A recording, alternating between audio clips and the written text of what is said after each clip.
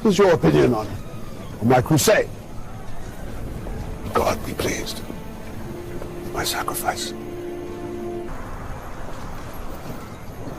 No, he won't. Why do you say that? The massacre at Agar, sire. Speak up!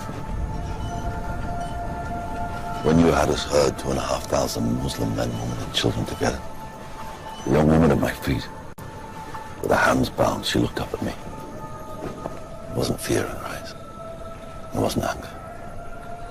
It was only pity. She knew that when you gave the order, our blades would descend upon their heads. That in that moment we would be godless. All of us. Godless.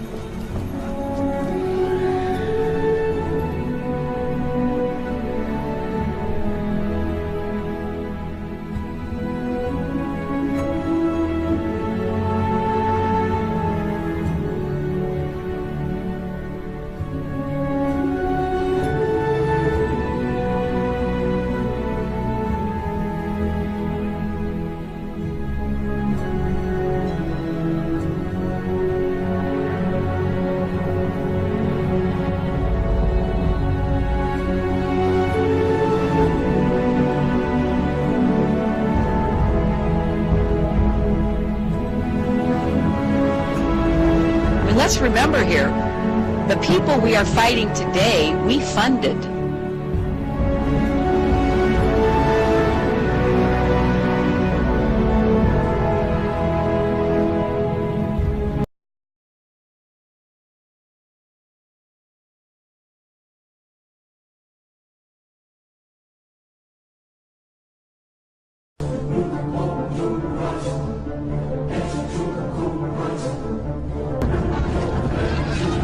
In the name of the cross, women were raped and murdered.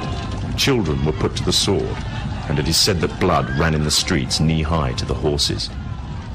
20 years after Jerusalem was taken, the Dome of the Rock was seized by a group of warrior monks calling themselves the Knights of the Temple of Solomon, or more simply, the Knights Templars. In 1307, King Philippe of France arrested them for charges of denial of Christ, homosexuality, and idol worship, as well as magic.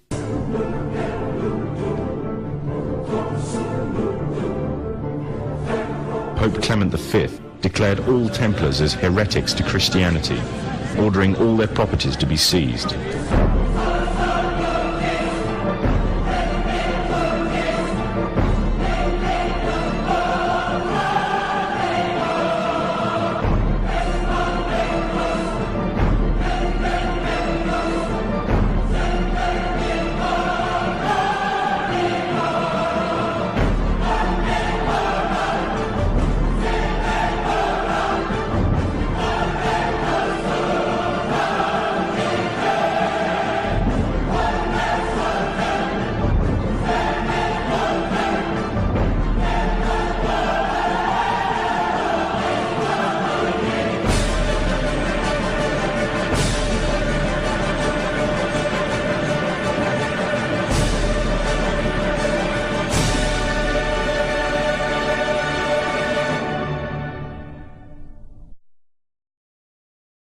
The Templars were cornered, and just when it seemed they were finished forever, a glimmer of hope arose from a seemingly certain end. They were to find a safe haven as well as an ally. But not in France. In fact, in a country in a desperate struggle for independence against the English. The country of Scotland.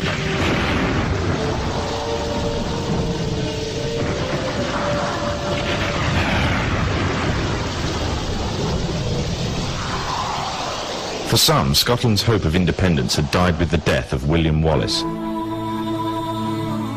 However, to the King of Scotland, Robert the Bruce, the arrival of the Templars gave him a new secret weapon.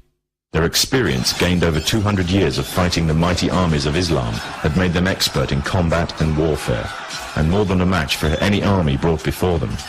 In 1314, the Templars, allied with Robert the Bruce and his army, took to the fields of Bannockburn in the long-awaited showdown with the English.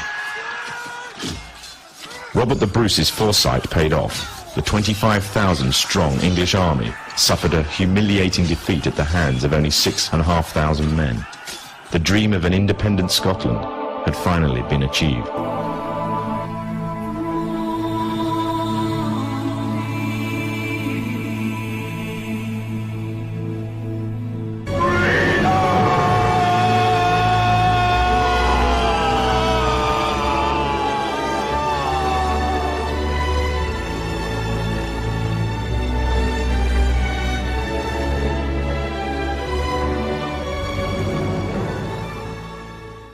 The Templars had brought themselves back from the brink of destruction, and never again would they allow themselves to be destroyed.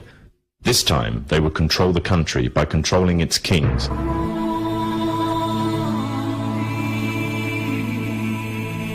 And in order to preserve their secret order, the Templars would have to die, or more precisely, the name would have to die.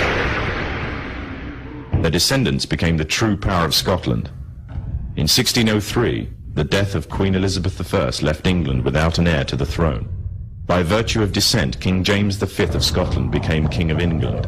In doing so, Scotland and England joined to form a new kingdom, and the power that the Templars held over Scotland spread to give them a firm grip on the whole of Great Britain.